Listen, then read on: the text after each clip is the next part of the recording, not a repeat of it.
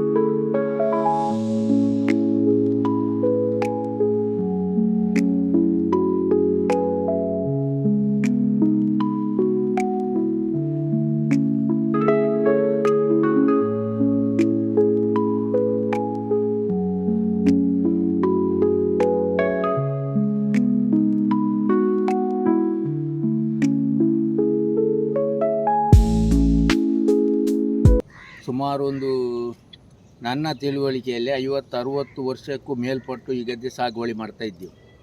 ಸುಗ್ಗಿ ಮತ್ತು ಕಾರ್ತಿ ಹಾಗೆ ದವಸ ಧಾನ್ಯ ಕೂಡ ಆಗ್ತಾ ಇತ್ತು. ಇದರ ನೀರು ಈ ಸರದಿಯಲ್ಲಿ ಹೋಗುವುದಿತ್ತು. ಅದು ಎಲ್ಲ ಅವರೇ ಎಲ್ಲ ಬಂದು ಮಾಡಿ ಮನೆ ಕಟ್ಟಿ ಆಮೇಲೆ ಆ ಲೈನ್ನಲ್ಲಿ ತಗ್ಗಿ ಹಾಗೆ ಗದ್ದೆಗೆ ಹಾಕಿ ಹೊಳೆಗೆ ಹೋಗುವಂಥದ್ದು ನೀರು, ಗದ್ದೆಗೆ ಹರಿದು ಹೋಗುವಂಥ ನೀರು. ಹೋದ ಸಲ ಕೂಡ ಇದನ್ನು ನಾನು ಕಾರ್ತಿ ಬೆಳೆ ಮಾಡಿ ಇದನ್ನು ನೇಜಿ ನೆಟ್ಟು ಬೆಳೆ ಮಾಡಿದ್ದೇನೆ. ಇವಾಗ ಈ ಸಲ ನನ್ನ ಅಳಿಯನ ಹತ್ರ ಗಲಾಟೆ ಮಾಡಿ ಆ ಮಣ್ಣು ಹಾಕಿ ಅದನ್ನು ಎತ್ತರ ಮಾಡಿ ನೀರು ಹಾಕಿ ಹೋಗದಾಗೆ ಮಾಡಿದ್ದಾರೆ. ನಾನು ಹೋಗಿ ಅವರ ಹತ್ರ ರಿಕ್ವೆಸ್ಟ್ ಮಾಡಿದೆ, ನೋಡಿ ನಾನು ಇಲ್ಲಿಯದು ಒಂದು ಸಲ ನೀರು ಹೊಳೆಯದ ಮೇಲೆ ಬಂದು ನೇಜೆಲ್ಲ ಹೋಯಿತು. ಆಮೇಲೆ ಸುಬ್ರಹ್ಮಣ್ಯ ದೇವಸ್ಥಾನದ ಹತ್ತಿರ ಪೂವ ಪೂಜಾರಿಯವರ ಆ ಗದ್ದೆಯಲ್ಲಿ ಒಂದು ಗೋಣಿ ಬೀಜ ಕೊಂಡೋಗಿ ಹಾಕಿ ನೇಜಿ ಮಾಡಿ ಎಲ್ಲ ಗದ್ದೆಗಳನ್ನೆಲ್ಲ ನಾಟಿ ಮಾಡಿದ್ದೇನೆ. ಒಳ್ಳೆಯದು ಈಗ ಉಂಟು.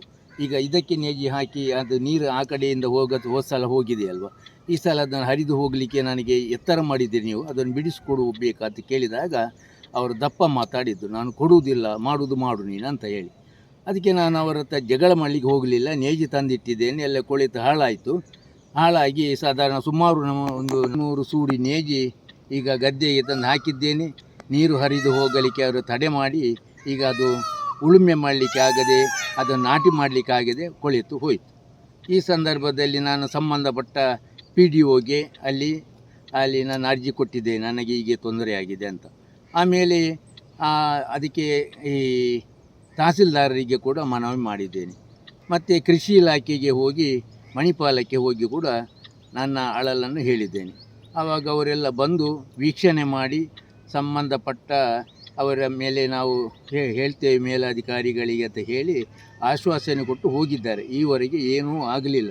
ಅದಕ್ಕೆ ಸೂಕ್ತ ಪರಿಹಾರ ಆಗಲಿ, ಅದಕ್ಕೆ ಬಂದು ವೀಕ್ಷಣೆ ಮಾಡಿದ್ದಕ್ಕೆ ಅವರಿಗೇನಾದರೂ ಜೋರು ಮಾಡೋದಾಗಲಿ, ಅದಕ್ಕೆ ಬಿಡಿಸಿಕೊಡುವಂಥದ್ದಾಗಲಿ ಏನು ಮಾಡಲಿಲ್ಲ. ಗಲಾಟೆ ಮಾಡಿ ಹೋದರೆ ಅದು ಕ್ರಿಮಿನಲ್ ಆಗ್ತದೆ.